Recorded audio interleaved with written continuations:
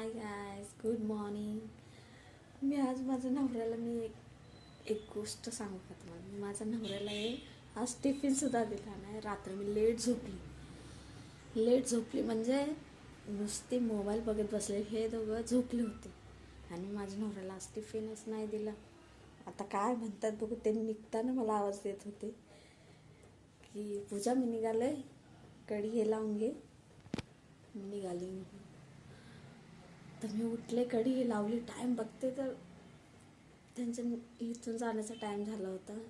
त्यांना लवकर जावं लागतं कामाला म्हणून ते लवकरच निघतात घरात आणि टिफिन नाही दिला. आता ते आल्यावर काय म्हणतील हा मोठा प्रश्न पडला मला. आता काय करायचं.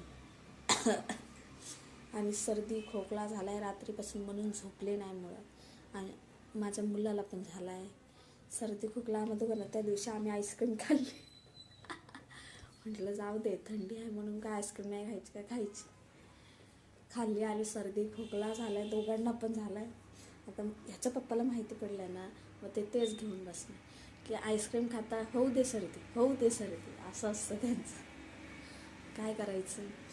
आज टिफिन तर दिला नाही. तिथे मिळतं, कॅन्टीन आहे. बघू आता काय करतात. खाल्लं तर ठीक आहे. त्यांना नाही आवडत कॅन्टीनमधलं जेवण, घरचंच जेवण घेऊन जातात. पण आता बघू आल्यावर काय म्हणतात. ओरडणार नाही ते, कारण मी रोजच टिफिन देते. एक दिवस नाही दिला म्हणून काय झालं आहे की नाही. बघू आता आल्यावर पटकन जेवण बनवते म्हणजे आल्या जेवते आहे की नाही. अजून काय करू. भीती वाटते आता. दिवसभर माझ्या डोक्यात तेच राहतं की आज मी ह्यांना टिफिन नाही दिला, ह्यांना टिफिन नाही दिला.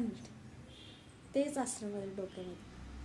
आणि खाल्लं आहे की नाही, काय खाल्लं आहे की नाही. फोन पण नाही तिथे आल्यावर, त्यामुळे टेन्शन. तिथं फोन करून विचारते तरी काय खाल्लं की नाही खाल्लं. पण तिथं फोनच अलाउड नाही तर काय करायचं. देखते अभि काय करायचं ते. आता आले की बघू काय म्हणतात. तर उद्या तर लवकर उठून टिफिन बनवून ठेवेन म्हणजे जेवून जात. मी आत्ता उठले, ते गेल्यावर मी परत झोपून घेतलं. मी म्हटलं उठून काय करू, अंशूला पण आज सुट्टी आहे, स्कूलला सुट्टी आहे. तर मी म्हटलं उठून तरी काय करायचं विनाकारणचं. कामच करायचं घरातली, बाकी काय करायचं. होऊन जाते आहे की. थोडेसेच असतात कामं काय आम्ही. मग फक्त स्वयंपाक करायचा आता काहीतरी. आणि नाश्ता पण नाही खाल्ला. बनवला आहे नाश्ता, मी शिरा बनवला. बघू आता काय करायचं.